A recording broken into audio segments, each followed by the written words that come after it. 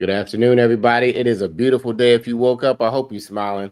I know it's a lot of news around you that'll make you frown and think about things in a way that you have not thought about them in a long time. But we're here to talk about something good, something hopeful, Future. something that the future needs. We're talking about Black people versus the metaverse, Jay. I'm Kevin MPECKABLE Peck, your co-host of the Chicken Box, powered by the Afro-American News. I used to say newspaper, but we're a media company now. And if you haven't been around, guys, the internet is here.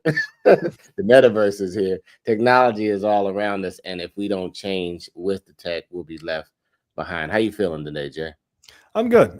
I'm very interested to talk to our guest about the future with the metaverse and basically what the internet is going to be doing, where we are now and going forward. So it's great. The digital footprint is here. Let's jump right into the. You know what? If you just tuning in and you never heard of a chicken box and you're from Baltimore, shame on you. But if you're not from the Baltimore area and you're coming next week and you're looking at this for this major conference, what we're going to talk about, it is 4 wings, it's fries, it is a sweet tea with lemonade. In other parts of the country, they call it an Arnold Palmer, but in Baltimore, it is called a half and half. So if you say Arnold Palmer in Baltimore, they might look at you and scratch your head. Say half and half when you get to the Baltimore area. We have a fantastic guest, an innovator, a trailblazer, one of our great minds in the space of technology and engineering, and continues to push the movement forward. Tyrone Taborn is with us. Let me see if I can add him to the stage. Tyrone, how are you this morning? Oh, I'm doing absolutely great, and thank you guys. Hey, Kevin, let me change that. You said you're a media company. Actually, you're really an IT company. Absolutely. As well. And at one point we used to joke about every company would have to be a .com, but Right. you're really doing some cutting edge stuff in that technology world as well. We thank you for your partnership. Jay, give Tyrone his and how you doing, Dr. Draper, our CEO of the AFRO. Hey, how's it? If I was remiss, the AFRO and the Chicken Box. Well, the Chicken Box is powered by the AFRO, which is the 132-year-old IT/media company. Now, Tyrone, on this day of February I'm forgetting what day it is. The 6th. We are now officially an IT company, y'all. There you go. So, welcome, Dr. Draper. But Jay, why don't you just introduce Tyrone? And I'm sure as we get into the conversation real quickly, you'll soon find out, if you haven't heard of him, what he has going on right now. Sure. So Tyrone Taborn is the publisher of the U.S. Black Engineer magazine and the creator of STEM City USA Metaverse. So we're going to be talking all about the metaverse and your work with the Black Engineers, the Black Engineer of the Year awards as well. So thank you for coming on. We appreciate it. Well, and one of the things I want to say, and I'm very proud of, is that the Chicken Box is streaming live right now, as it does every week, in STEM City USA Metaverse. So that's another place in which we're able to get great shows like this out. In addition to all of the other streaming areas, we're on STEM City USA. And fascinating enough, a number of your programs, like the Business Expo, have been on the STEM City platform. And it's so amazing because we have a whole new set of numbers that we're able to bring in and show those additional individuals that would not be under the digital sky, who are now under the digital sky and having an unbelievable experience that they wouldn't otherwise. If I bumped into you, Tyrone, at a conference on the street and we were just networking at an event, what would you say? You know how to say, so what business you in, or what do you do? What would be your response? I would say right now I'm a metaverse creator. Can you explain for folks who don't know what the metaverse actually is? Sure. The metaverse is a platform where we're recreating in real time a platform that people can interact. So anything that happens in the physical world, exchanging money, receiving health care, education, all of those things are happening in the metaverse. So it's a community. It goes beyond a website. Now, there's a couple of ways of defining what makes a metaverse. One is what we call digital agency, that you control your data. And the reason you control your data is because we have something called a blockchain, where you're able to break down all of this data and actually own the data. Currently, you don't own your data. In a metaverse, you can own your data. Also, a metaverse is available 24 hours a day to individuals. That means that we're able to build on the knowledge and create more knowledge through the metaverse with stuff we call machine learning. Finally, it's a collaborative area where we can all talk to one another, communicate with one another. So those are some of the ways in which we define a metaverse. So when you say, when you say machine learning, what comes to mind, I'm sure for most people, is AI. It is AI, absolutely. It is AI. But talk to us a little bit. As Jay said, there may be people who are watching, and hello everybody who's watching, who's watching us on one of the many platforms, right? And saying, what are they talking about? That's right. So Kevin Impeccable would say the AFRO, and oh, I got an echo. I hope you all, it'll go away. Anyway, would say that because of the business we're in, we're tech not savvy, we're tech sexy, right? There you go. A lot of people are trying to catch up, and the vocabulary is usually a barrier, right? So when you say machine learning, let's break that down too. Absolutely. Well, you should think about AI. It has always been with us. When you use spell check, that was AI. When you when the credit card company would call and say, "Listen, we think there's a fraud happening with your card in real time," that was AI. Where we are now with artificial intelligence, it's evolved. So now we're at a point where the AI systems, the artificial intelligence systems, are learning from the material we're putting into them. And that's what we call machine learning. To give you an example, right now, after on this particular piece, this goes into AI. It goes into what we call a large language model. Just this discussion goes into a large language model. AI is now being trained on who each of us are. Right. And it's able to take data and it's able to predict and create new content that we didn't even talk about. So when this is over, we could have a conversation saying, what did Tyrone Taborn leave out as key points in his discussion? And and AI would look at throughout the model, find other pieces of information on Tyrone Taborn, or predict based on my behavior and my personality that it has that particular personality model, because we all fit into different models, right? So it's just taking another model, dropping it in, and making a prediction about what I may have left out. The machine has now learned something different that we did not even discuss, and we go to a step further. Let me break it down a different way in real terms about how AI is changing so much. Predictive AI, what we're talking about here. Dr. Draper goes into her doctor, and she has a code. And the doctor goes through and basically says, okay, based on this code and her temperature, I'm going to give her a couple of aspirin and she can go off, right? With AI, I've got a model of her DNA. I have a model of all of the world's knowledge. So when I put those same parameters in the language model, it may say, hold on, 30% of Dr. Draper's background is from Ghana or Nigeria. 10% of it might be from Europe. And by the way, there's this one particular little village in Europe where people at her age, a little cough like that is actually a much broader disease. And we would have completely missed that because they would have looked at her simply in a different kind of way. So AI, which would have all of the knowledge in the world, because you asked the right question, now we can intervene. Now we can help her.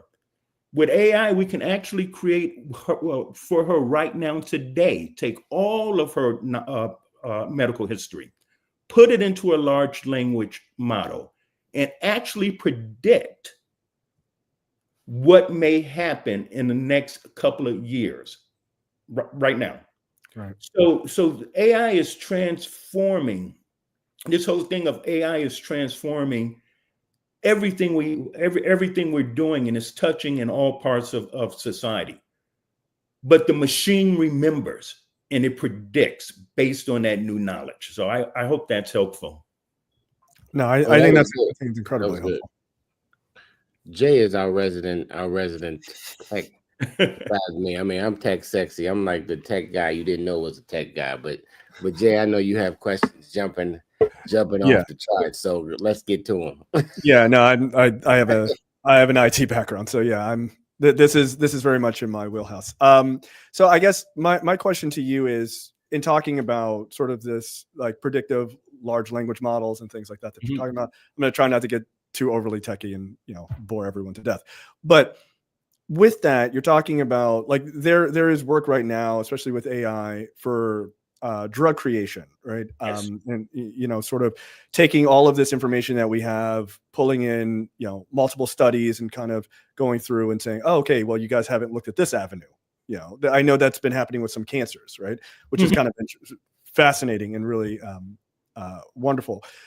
My question is, do you think that there is a potential for almost too much information that these systems, because they are based on what we're feeding it, right? And do you see a moment where, I shouldn't say too much information, but do you see a moment where sort of AI in the metaverse kind of becomes its own sort of thinking device in and of itself that sort of pulls out the ideas of human error and things like that? And what does that look like? Does that potentially like make things more equitable for people, as we don't have human biases and things like that? Do you see that as a possibility? We definitely have human biases. And yes, that's always the danger. Or how do you turn the off button at some point? Because there's things that if you think we're at the forefront right now, imagine the things that are that they cannot even release publicly. Exactly. Yeah. And so, yes, we have a lot of reasons to be very, very concerned. But think about, I just want to give one other example in further that question. If we were to go back to the founder of the AFRO newspaper right now, from the archives, and if those archives were in a large language model right now, we could actually create content by saying, what would John Murphy say about today's environment, and generate original copy that nobody else has using AI. So the way you would go in there, this is how you would do it. You would have all of the archives, everything that was written, and you would say, AI, create a model based on John Murphy. And AI would go through and read everything, and then you would say, AI, save the writing style of John Murphy, right? Save that writing style. And then you would ask, what would John write an editorial of 600 words based on the model of John Murphy? And what would he say about Donald Trump's election? Right. So now new material is being created. Now, in that material, the machine will never forget. So if somebody else went to that model later, the machine or the large language model would pull that new data. Now, let's assume that data was wrong. This speaks to your point. Let's assume that data was wrong. It's a butterfly effect. It would continue to produce more bad content over and over and over again. Right. And that would be the danger, as you can imagine, in medicine, in law, any place else. So now you have to deal with the integrity of that data all the time, which means human beings have to be involved, because the machine, even though it says artificial intelligence, the machines are just predicting. It really doesn't know. Okay, it has no logic behind it.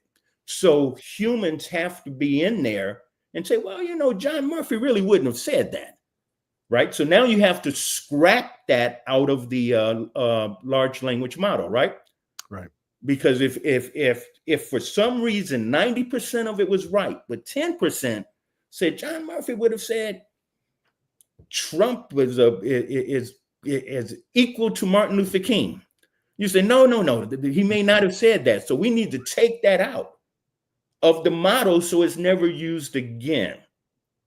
So now we begin to talk about these opportunities for our kids, which you will see next week at the Bea Becoming Everything You Are conference in Baltimore, Maryland. From February the 13th to the 15th, where all of this great stuff will be exposed. So now you begin to look at what are the jobs that are needed. So if you have all of the knowledge in the world available to you, Jay, all of the knowledge that's there, the real question is, what's the right question? Right. What are you really asking? Those jobs, the most important job in the AI metaverse environment will be what we call prompt engineers. People who can write the right question. You're going to need experts in law, in medicine. So when Dr. Draper goes in and, you know, for a regular exam, you're asking the right question and you're going to get the right information back. So now you need these prompt engineers, but before you even get to the prompt engineer, you need people to clean up the data to put that data in.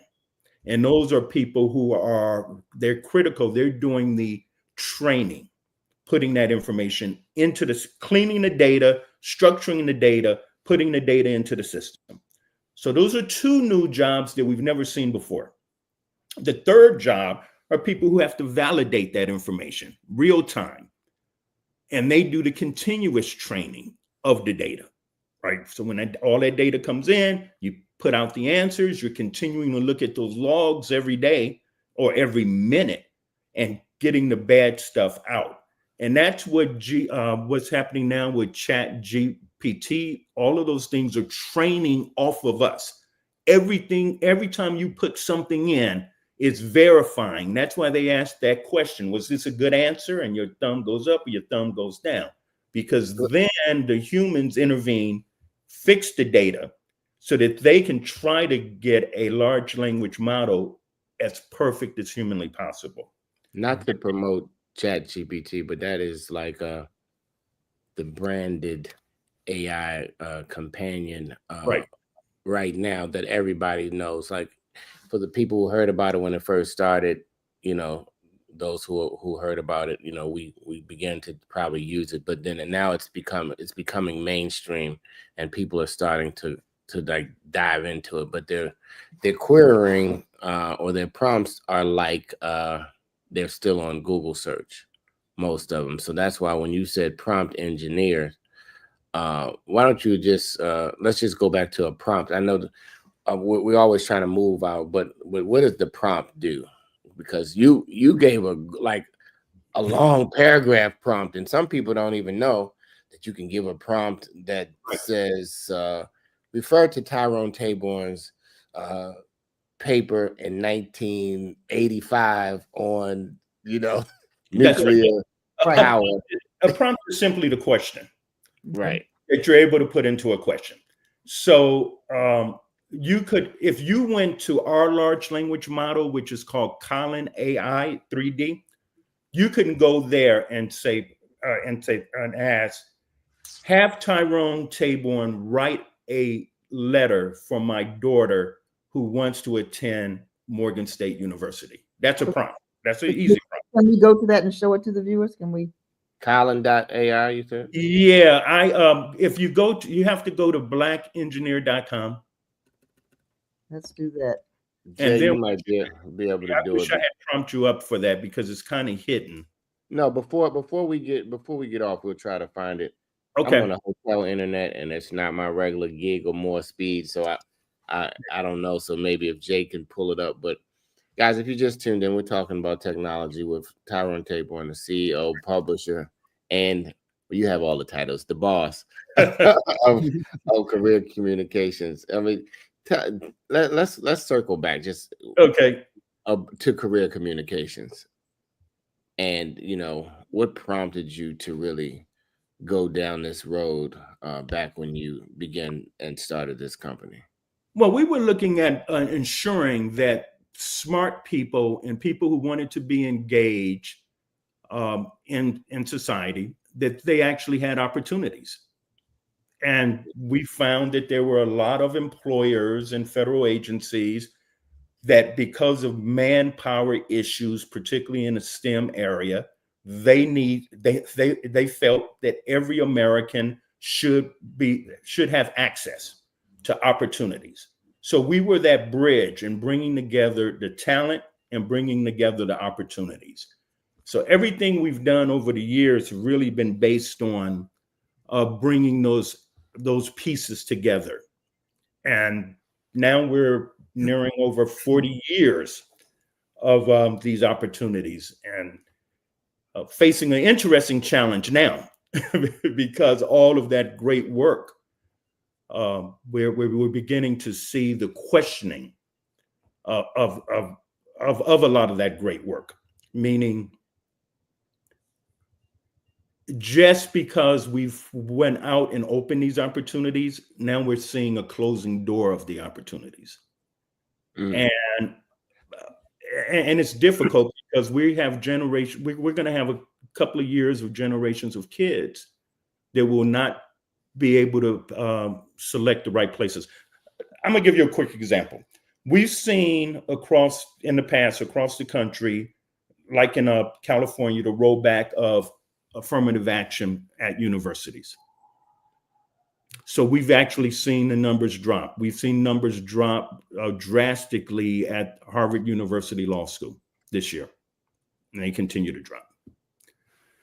At the same time, we've seen record numbers of students going to environments that they feel good about, and that's HBCUs and other kind of institutions. Now, under this new administration, anything that's dealing with DEI, federal funding's being cut off.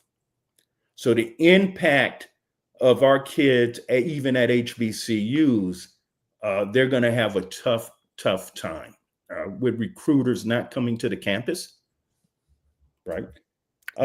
Just yesterday, or 2 days ago, West Point banned all affinity groups on the Army camp on the campus. Now, what are affinity groups according to them? The National Society of Black Engineers, thrown off campus, of the website. Society of Women Engineers, Asian Engineers, all of these groups stripped immediately. And we're going to see as well all the other academies like the Naval Academy and people like that stripped of these pieces.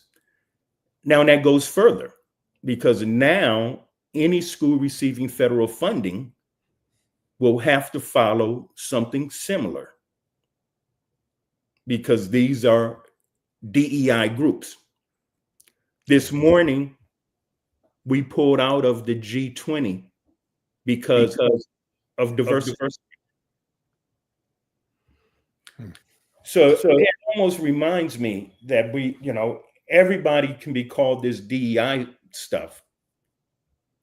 And then we have to pull out of all of these pieces.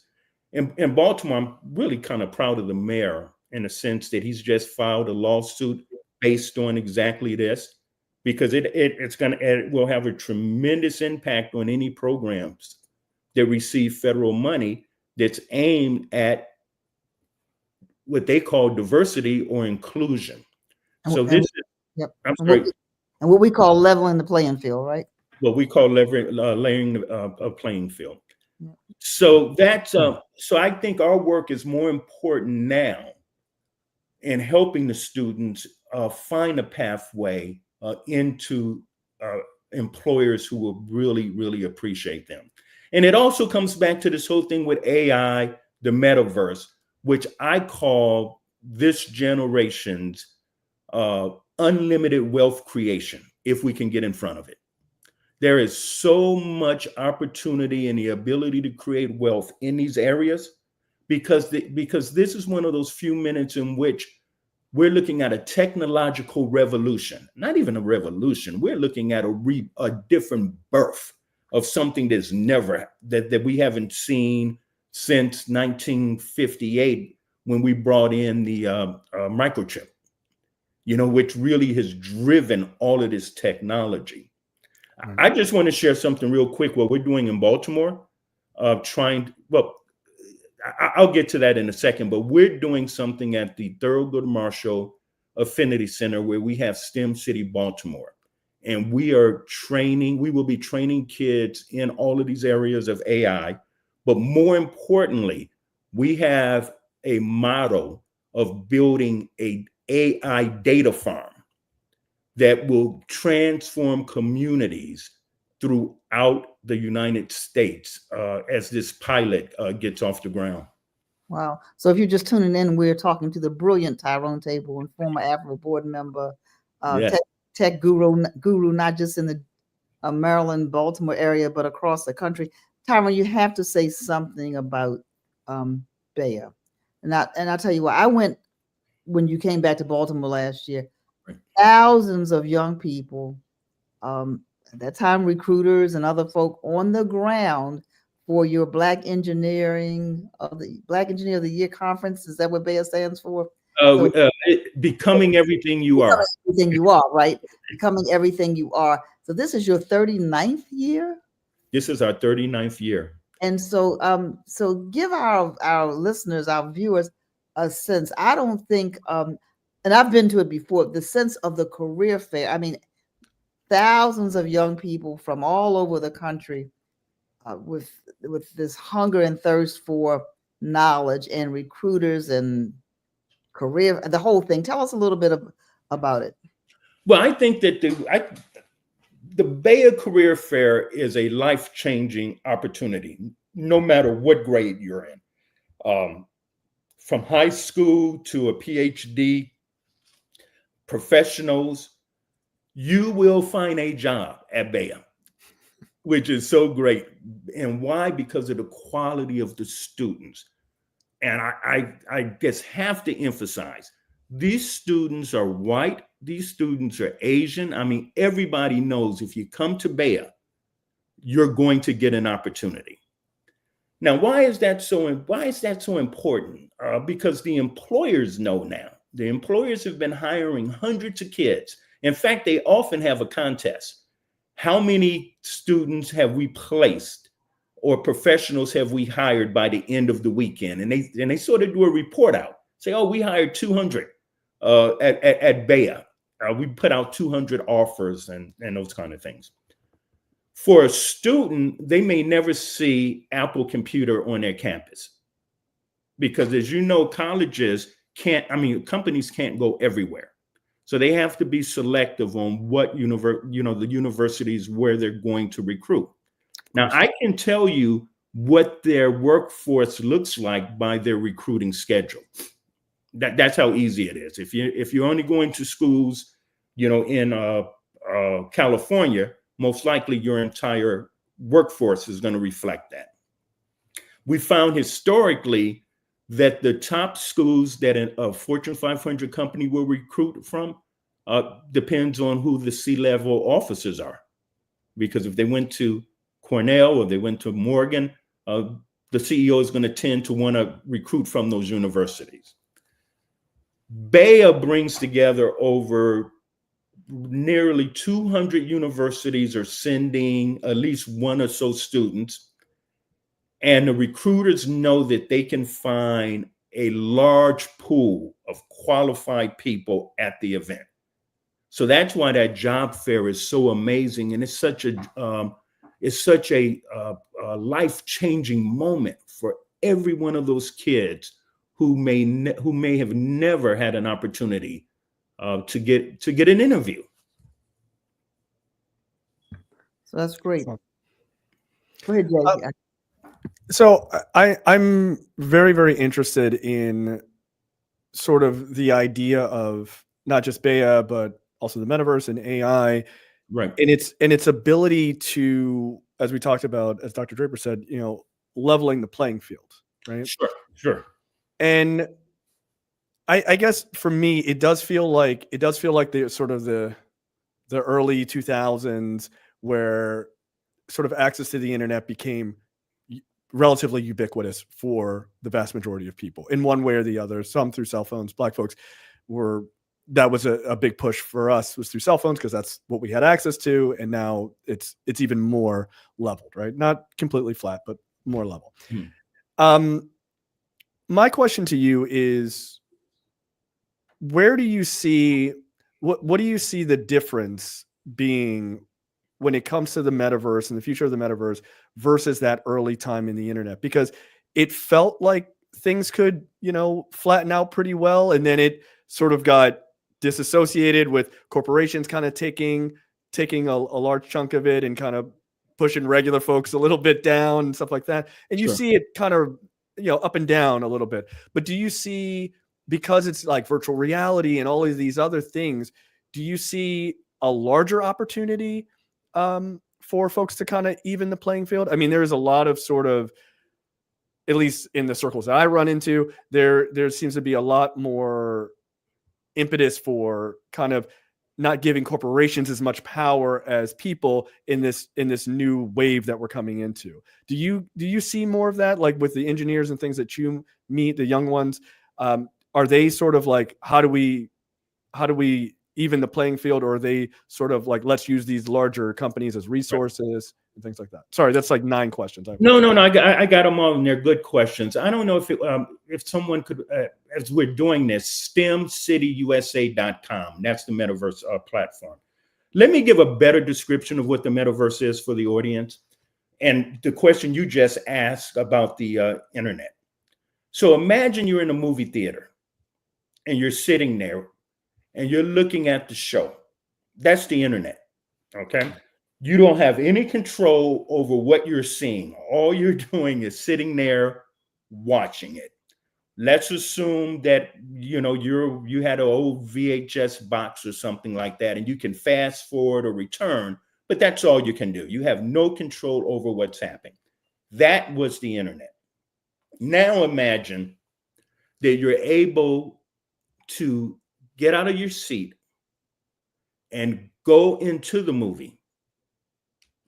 Then we're talking a little bit about virtual reality at that point.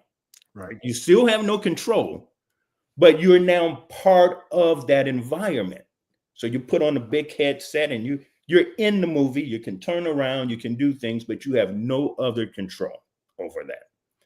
Now imagine you can interact with the characters, and all of your friends in the movie theater who are sitting with you can get on that screen, and you guys are now moving around, interacting, talking to one another. That's the metaverse. Now we throw AI under the metaverse, and that means in real time, you can interact with the content and your friends, that they all merge together.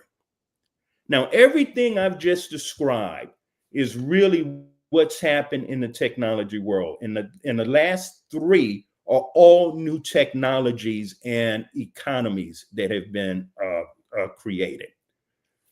So that's the difference that's taking place now. Now, for all of this stuff we're talking about, you need a lot of people to fuel it. So a metaverse, again, is dynamic what we're looking at with websites right now are static for the most part. So in STEM City, there's activities taking place, live activities. You can go to any of these rooms and there may be people doing exactly what we're doing right this second. And you just hit chat, you hop in, you have the discussion. The other day, I was with Boston, no, Medtronic. Medtronic is using a metaverse similar to this to train doctors. Well, they're more virtual reality, but it looks almost like what we're doing here. They're training doctors on surgery, on lessons, on showing devices, right? But in their particular case, they are in a virtual reality. So our metaverse, the metaverse that I talked about was all of us coming in, then they're doing virtual reality on top of it. And that's where we're going. So this is what we call a 2D metaverse. Anyone can now go in and create a storefront, a learning center, a medical office on this platform. Every website that you currently see today, within the next 5 or so years, will have to have a similar user experience that I'm showing that you see in STEM City USA. Yeah. Is that helpful? Yeah, no, it is. It's unlimited to set up storefronts, to set up placement, recruiting, healthcare, all of these things. And you're going to need, if you just look at this, how many jobs are being created for our kids here? You need graphic artists. Somebody had to draw all of this. You need city planners. When you back out of STEM City, it's almost a Disneyland. You come into a town center, but every time you go into a building, it will take you another place and another place, right? So you could go over to the Bayer conference from last year that's still open right now. You can go into the newsroom where I think we're on right now, in that 24/7, where this show is being aired. You can go into the auditorium. All of these things. So now you've created artists, you've created city planners, you've created building planners, you've created music. That music has to come from somewhere, right? And so all of these things are taking place. So the opportunities are, again, unlimited. And you don't need a 4-year degree in order to find a job at 80,000 to over 100,000. Yeah, I think young people have the benefit of sort of being, as they call them, digital natives, right? So, my daughter knows how to use my cell phone better than a lot of adults can, and she's 5, right? So they just sort of take to these things. So this idea of being sort of, sort of just growing up in this sort of primordial soup of technology on this level, I think is incredibly beneficial to not just kids, but Black people very specifically in this conversation. And with AI, you do not have to, here's the beauty of AI. When we started this, when we built this platform, which happened during the pandemic, all of a sudden in the pandemic, we have these huge conferences that generate a lot of our revenue, right? Mm-hmm. We get hit with the pandemic. So now how do you maintain social closeness when you have social distancing? Right. It was tough. And out of that is an idea called the digital twin, which is what we originally built for women of color in Bayer. And that same technology is where STEM City sits on top of. How do you duplicate what people would have gotten in person over this system? You had to build a community. And that's what the Bayer and Women of Color conferences became. We invested all of our money in owning a platform. So a lot of people went out, tried to duplicate their conferences by buying or basically renting job fair technology. We actually built an entire community, so we own all of that stuff. we actually had so much positive response that the companies still maintain their spending level. I mean, we lost some, but they still maintain the numbers.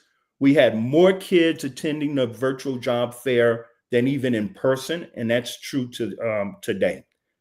Wow. So once the pandemic ended and everybody went back to in person, we still were able to maintain and keep our digital twins, which is really great. So next week, if you can't get to Baltimore, you can go to the Bayer site and attend virtually.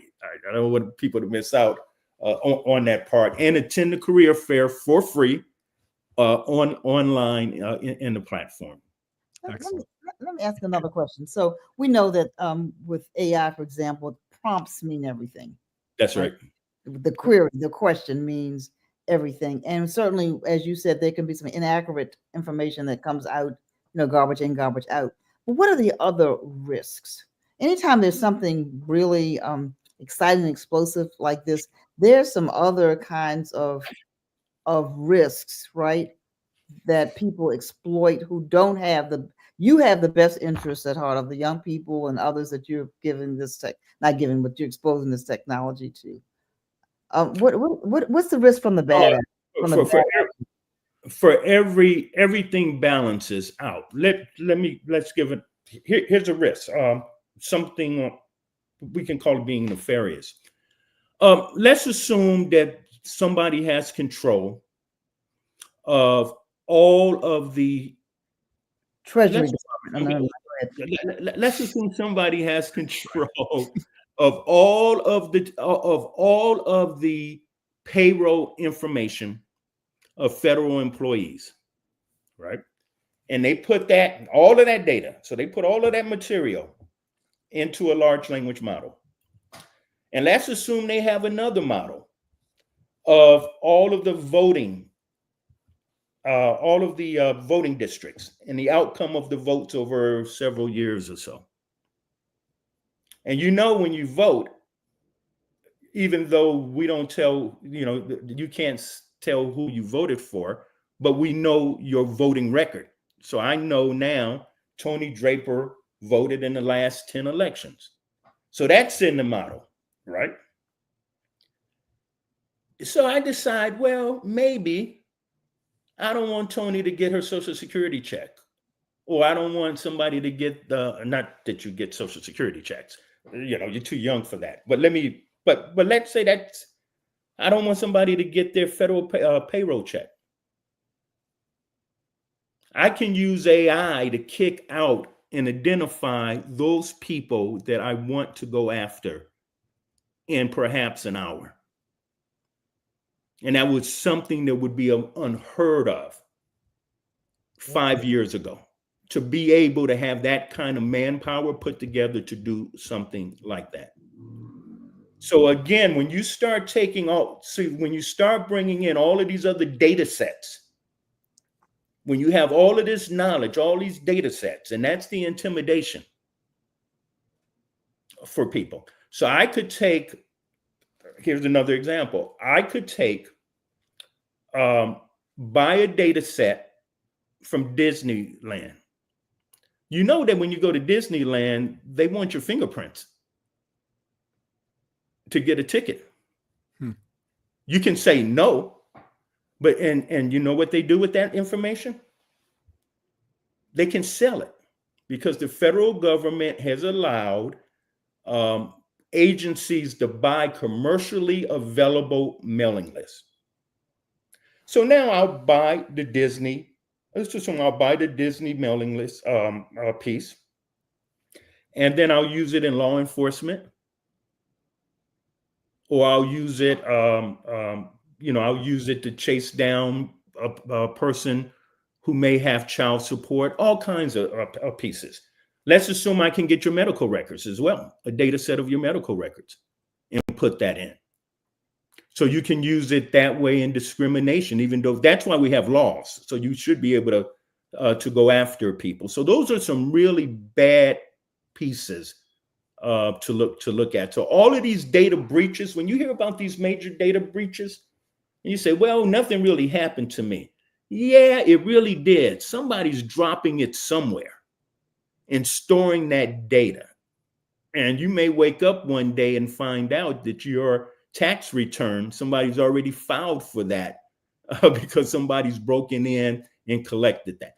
And that's my concern right now in people collecting this information is private and we don't know where all of our records are or anything like that. So those are the things that create a whole nother set, which are what we're going to call IP lawyers and attorneys.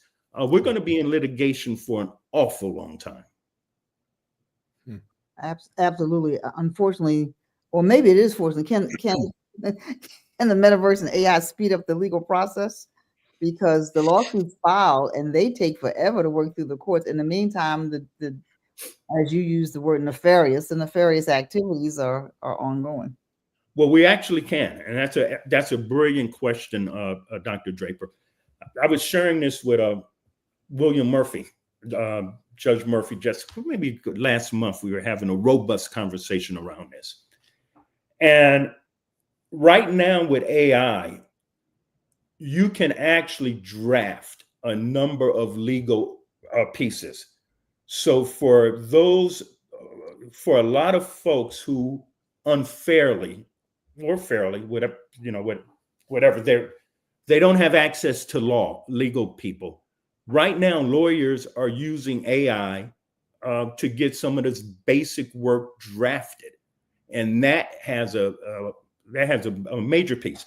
So you can take Billy Murphy's. You could go back and take the opinions that Billy wrote as a judge and put that into an AI model. And then you could ask, you can then ask AI, I'm going in front of Judge Murphy or a similar type judge. Based on all of their opinions that I have so far, I've got a client that was stopped for no good reason. Write my argument. And AI could do that. Absolutely. And that's pretty empowering. That's a very empowering piece. Yeah, you're correct. That speeds the process up. I mean, I use AI every single day to do all kinds of things. For example, if you can write an article and then say, give me sources that support this, to support this, and they can pull it, give you the citations and give you all. Now you go back and make sure that that's what it is, but still in a matter of 45 seconds. Well, and what you're able to do as well, see, content, the key in all of this is content and data. Yep. That because the technology is going to change so quickly, whatever we're doing now. But you can take the archives and you can actually say, create a kid's book for me based on this data. Yep. And because the AFRO owns that data, it is not even created by AI. It's their data, right? Rather than sending it out to 10 people to write, you're just using AI to speed it up, but it's your content. And it is not what I would call AI generated content. I would call it AI assisted editorial support. No, absolutely. And huge difference between the two. And that kind of content is not really available because the white publications were not chronicling Black life. And so anybody has Black archives, and sometimes it's your family archives. I'm going to talk to our listeners and viewers. You have things in your family archives that nobody has. That's right. So let me just say about what we're doing. Again, next week at the Becoming Everything You Are conference, you're going to have some of the world's leaders dealing with artificial intelligence and all of these other subjects of technology. Technology is in everything you do. You don't have to have an engineering degree. AI, metaverse, all of these technologies bring in everything. Years ago, you would have to spend 70% of your time learning the tool and only 30% of your time implementing and being creative. Now with these new technologies, literally you're spending 70% of your time thinking thinking this stuff out.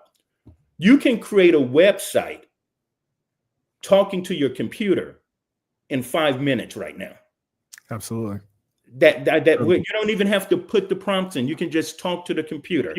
My brother, you could say something like, I need a 5-page website for a construction company. And the goal is to have people ask me for a quote. Here's my resume. Here's my licenses. You dump it all in, and it will generate the code. Now, I still know how to write HTML code. Don't want to do it, not very good at it, but I know it. It will kick out that code for you, and you take that code and you drop it into Dreamweaver or to any other system, and you have a website up and going that quickly. Yeah, and this goes to the point about sort of leveling the playing field, which I think is just kind of the core of all of this, right? With all, you know. I just want to say this last thing. Continuing to leveling the playing field, let me just tell you about this data farm we're trying to do. Sure. Over at the Thurgood Marshall piece, you have communities where you have abandoned buildings. What drives all of this? What drives the metaverse? You have to have two things: energy and knowledge, information, data and knowledge. Without those two, you don't have anything. Same thing with AI. AI, if you don't have the power and you don't have the data, you don't have AI. So what's driving all of that? Well, you're building what we call data centers. Data centers all over the world, these huge, huge places where we have to pump energy into. So what if you can, and that's what we call the cloud, by the way. When people talk about the cloud, it really simply means we're leaving your personal computer or your location. You're going to a data center and you're getting that information. Now, what if the hybrid is really this? Everything doesn't have to go to the cloud. Some of it can actually stay in your location. Mm-hmm. Those are then called data farms because they do one thing. For example, it could be an AI data farm. A data center does a lot of things. It can do AI, it can do cybersecurity, all these other things. So, but specifically, we only want to do one thing. We want to have our localized data sitting in our offices, and we want to be able to fuel that. So we want data farms. Now, all of these abandoned buildings can be rebuilt to be data farms, meaning less energy is being used by having to put everything in the cloud where you don't need to go there. You know, you don't need a sledgehammer when all you need is a hammer, you know, right? So now we take in a doctor's office, only if a doctor office may have, let's assume that whole area in Baltimore, you have 10,000 patients. You don't need those patients to sit over in the cloud that can be hacked. You can have all of that data sitting right there in your office, secured, and you're only going to the cloud for the applications when you need that. Now, if you do that, you can train kids, you can hire kids to maintain that, and young people, all kinds of folks you can hire and create economic opportunities, transform communities right now. Trump just announced a ton of money he wants to spend on building data farms. I mean, data centers and data farms. Why not Baltimore? Right. Okay. So we've had meetings. I've had meetings with high level folks on this issue. And so at the Thurgood Marshall area, fortunately, after our meeting with Calvin Butler, we found out that the energy is already over there because there's a number of hospitals. So what we plan to do is train the students, but also create a data farm model that we hope can be duplicated and scaled up in other cities. So that's something really exciting that you will be seeing discussions next week at the BEA conference at the Convention Center, February the 13th to the 15th. If you just jumped in, you guys, we are all into the tech world. and some of you, it's like going way over your head. And some of you, it's new information for the first time. And others, we're tracking like all of our tentacles are going off. And I realize we're on several different platforms. And during these times and times of what seems like trouble, there's always an innovator. It's always a solution that's out there. And I think the AFRO new IT company, and along with CEO Tyrone Taborn, we're gonna have to get into the closed room, right, because they don't need to hear all of our ideas. And guys, we got to innovate. We can't every day wake up and just let all of this information, a lot of it being artificial, distort or ruin our lives. Because I hear everybody talking and they're repeating the narratives that are being played throughout the media. They're like doing a psychological job on the whole world right now, and most of us are buying into it instead of okay, there really is a banana in the tailpipe, and then there's some things that are really happening in reality, and then it's okay, so what you gonna do? That's right. So it's always been innovators. I mean, that's why in 1892, my great grandfather decided to start a news company, right? And that's why Tyrone Taborn 40 years ago, so he has an extensive archives of the U.S. Black engineer, U.S. Latino engineer, of archives and history. And we have to continue to be the measuring point. We have to be the place of trust, especially for our community. And so in this time of, in this era, let's just say, the trusted voices, you have to trust somebody. And hopefully the Black community and the leaders in technology and in information can continue to give the right information to help move our community forward, because they're trying to leave us out. So we're going to have to rewrite the history books. If they take it out of school, so what? Come see, we'll have the history. Come to STEM City. Right. We'll have the history. We'll have the history. Metaverse, you know. We'll have the teachers. Right. Because we already figured out during the pandemic, we can do it from anywhere in the world. We can, if you want the information, it is there for you. And when you said energy, and this is, we're running out of time, but I'm getting on the chicken box. I don't know if you saw Tyrone, the Black innovator from Zimbabwe. His name is Maxwell. I'm going to say his name wrong, but just look it up. He has created the first vehicle and energy powered by radio waves. So he has an electric car in Africa that they've built that doesn't need to be charged. It charges by the radio waves, and the whole world is trying to stop what's happening. So you're aware of that, and some people might not be aware of it. I know the people of it. I'm not even gonna give his company. I'll just say E and T, right? You know the guy who thinks he's elected official, but not. It's someone else of color, because we've always been able to. Is he even a citizen, by the way? Did he ever get his citizenship? I don't know, but let's talk about our great Black innovators and scientists over the years. We've always created some of the greatest inventions known to mankind to be stolen by a lot of the other people. But I think we come together with Africa and our people of color to innovate. I'm just happy. You can look on that story when you get a chance about the gentleman who invented this new technology, not only for vehicles but to power homes, businesses.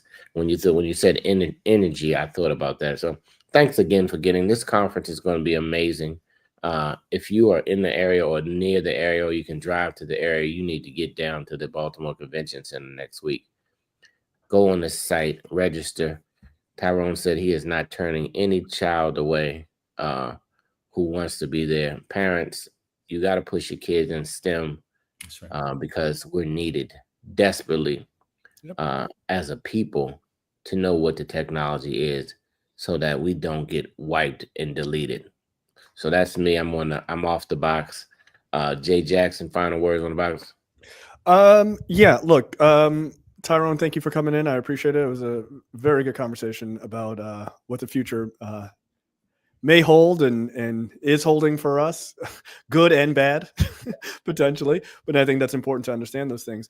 I just want to quickly sort of dovetail on a point that you made, where you're talking about creating websites like quite easily, right? This is a thing that is absolutely available using AI. You can use ChatGPT or DeepSeek maybe, or any of these other large language models. One of the most interesting things is, and it's something I'm kind of working in my free time, is if you have one of these cell phone and you use apps all the time, you can literally have it walk through and teach you how to make an app yourself. Yes. Like, this is where that leveling the playing field is like, look at this person, they made $1 million off this app.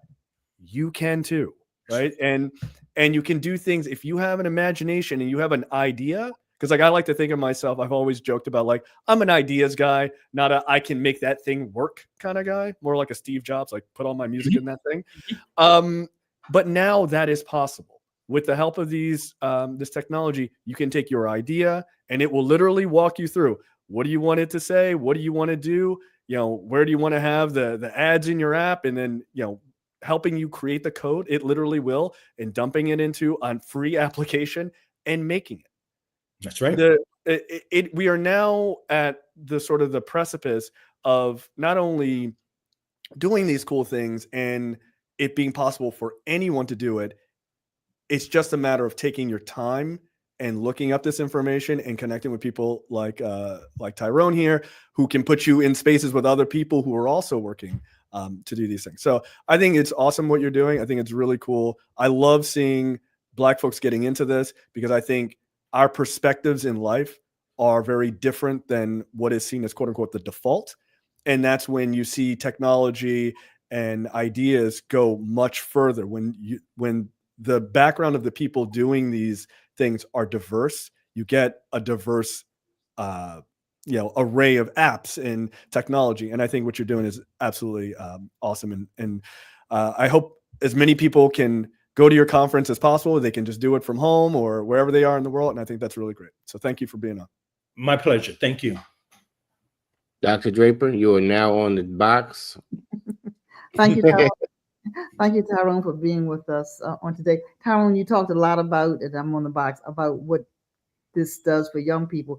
It also liberates and levels the playing field for older people, whatever older people is, however you define older people. So I've talked to people that say, no, you know, this technology is not for me. It's for the young people. It's for everybody. That's right. And so I want our listeners and viewers to know, whether you like it or not, whether you embrace it or not, it is already very much a part of your life. And so why not learn to leverage it for your own benefit as opposed to having other people leverage it for their benefit? We are a treasure trove of data and information and intelligence and experiences. We can write our own narrative and make some money, some real money doing some of these things. So I just want to encourage people. I can't say again what Jay said. If you have one of these, and most people have one of these, and we use about 5% of its capacity, right? We send an email, we make a call, and we spend time watching dumb stuff on platforms that other people create. So we can we can pull our own, make our own. We're a large language model of our own. That's right. Encourage people, come on, you're curious about what happened. You know, we watch those reels on Instagram and Facebook, and we make the TikTok, but we don't own those things. And so here we have an opportunity through STEM City USA to learn more through Bea and other people. There are lots of people in that space, but not many as far advanced as our guest on today, who, if this is his 39th year of doing this career fair, that means he's been thinking about it since he was at least 5 or 10 years old. So thanks, Tyrone. Tyrone, you are on the box. I will tell you that guy right over there, Kevin, he gave me an idea a couple of years ago. I think we have the only chat platform, social media sharing platform. If you go to mystemcity.com, it'll take you to our chat platform. All of these technologies create our opportunity to use our brain. We're moving beyond these areas where you need to invest billions of dollars into this hardware. When I talk about digital agency, what I mean by that is that you control that information versus the people who have all of the hardware that control your data. So everything that's been said, embrace this technology, get excited. We're giving tools to be creative, and we're being able to use the hardware to really see and become everything we are, to do some really good stuff. So thank you again for having me on this show. It's been a ton of fun. Thank you. Get out to the conference, everybody. Go to afro.com. Get a subscription. We're not owned or controlled by anything. Nobody controls and owns our data. For 132 years, we've been giving you information that's empowered you and helped you make great decisions, not only in life. We've chronicled your history, and we will continue to do it. And we'll continue to stand for our community, and we won't be moved. We won't be shaken. We've been through Jim Crow, slavery, you name it. This is just another phase, and we will continue to conquer and move forward. But we now have information that's going to empower us. Because before, sometimes we just didn't have the information, but now it's just a matter of if you want to get the information, it is there. So wake up, everybody. Remember, call a senior. They love to hear from you. They haven't heard from you about your life. You've been binge watched 100 shows, but you haven't called your auntie or your grandmother or your granddad. They love to hear from you. Don't text them. And if you want to teach them how to be tech savvy, go over there and show them how to use FaceTime. Buy them a smartphone, add them to your plan, and they will be amazed of all the things they thought of in their world when they were younger. They can pull it up online and they can see it, and they can really have some good experiences. Thank you again, Tyrone. Thank you, everybody. It's going to be a great conference. Get over to Bayer. It is the biggest. You may have never heard of it, but it is over 10,000, 16,000 people are going to be in Baltimore next week at a Beyond, what is it? BEYA. Becoming everything you are. Becoming everything you are. I want to say it. Just Bayer, becoming everything you are. And that is a great way to start 2025, you guys. Let's accelerate to become everything you are. Have a great day, everybody. Thank you. Bye.